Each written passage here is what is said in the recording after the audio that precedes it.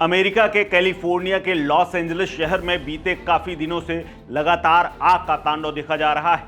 यहाँ के लोग त्राहिमाम त्राहिमाम कर रहे हैं। 7 जनवरी को लगी आग अब तक काबू में नहीं आई है। इसी बीच में अमेरिका से एक और बड़ी खबर आई है। अमेरिका ने अब एक बार मौसम विभाग की तरफ से जारी की गई चेतावनी के बाद रेड फ्लैग अलर्ट जारी किया है। इसके अलावा करीब 88,000 से ज़्यादा लोगों को तत्काल प्रभाव से अपने घरों को छोड़ करके सुरक्षित स्थानों में जाने का फरमान सुना दिया है, क्योंकि एक और तबाही की आहट सुनने को मिली है। दरअसल लॉस एंजलिस के जंगलों में जो आग लगी थी उसको बुझाने के लिए अग्निशमन कर्मचारी दिन रात एक किए हुए हैं, लेकिन उसके बावजूद भी एक बार भी काबू में आग नहीं आई। पूरा प्रशासन अमेरिका का लगा हुआ है, लेकिन कोई शक्ति इस आग को रोकने पर कामयाब नहीं हुई। अब एक बार फिर से मौसम बिगड़ने वाला है और मौसम बिगड़ने के चलते अमेरिका में एक बार फिर से इस आग से तबाही और तेज हो सकती है, क्योंकि मौसम विभाग की चेतावनी है कि आज रात को हवाएं तेज हो जाएंगी। इसीलिए रेड फ्लैग चेतावनी जारी की है। यूएस नेशनल वेदर सर्विस यानी NWS ने मंगलवार को एक बात कही कि लॉस एंजलिस में गुरुवार को तेज हवाएं चलने वाली हैं और ऐसे में तटीय इलाके दक्षिणी क्षेत्र में यानी दक्षिणी कैलिफोर्निया में एक बार फिर से आग आगे बढ़ सकती है और इसको तेज हवाएं और तेज कर सकती हैं। सिन्हुआ समाचार एजेंसी की ओर से यह कहा गया है कि NWS के अनुसार जारी की गई मौसम की चेतावनी का असर जल्द दिख सकता है। वहीं तेज संता एना हवाएं लॉस एंजलिस और वेंचुरा काउंटी के क्षेत्रों में तेज फैल सकती हैं।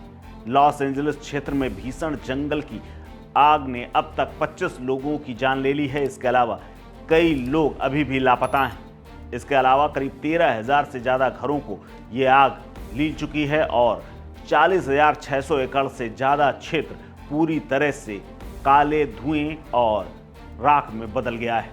वहीं पैलेसेट्स के जंगलों में लगी आग पर 17% और ईटन की आग पर 34% ही काबू पाया जा सका है। अधिकारी तो यहाँ तक कह रहे हैं और चिंता जता रहे हैं कि अगर तेज हवाओं के कारण फिर से ये आग बढ़ी तो इसको रोकना मुश्किल होगा, क्योंकि तमाम कर्मचारी अब थक चुके हैं और उनका दिमाग तक काम नहीं कर रहा है। दक्षिणी कैलिफोर्निया में नई आग लगने की वजह से तमाम और तबाही हो सकती है। मौजूदा आग और फैलेगी तो तबाही और होगी और इसे रोकना नामुमकिन हो जाएगा। लॉस एंजलिस काउंटी में करीब 88,000 लोगों को तत्काल प्रभाव से घर छोड़ने के आदेश दे दिए गए हैं।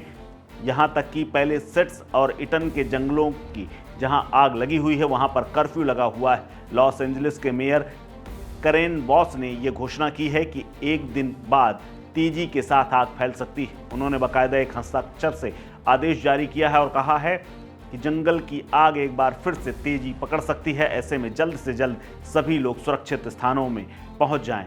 हम जल्द ही मलबे को हटाने और फिर से दोबारा सुव्यवस्था बनाने का जल्द प्रयास करेंगे। इसके अलावा विस्थापित लोगों को जल्द से जल्द 1400 आवास बना करके देंगे, ये हमारा दावा है।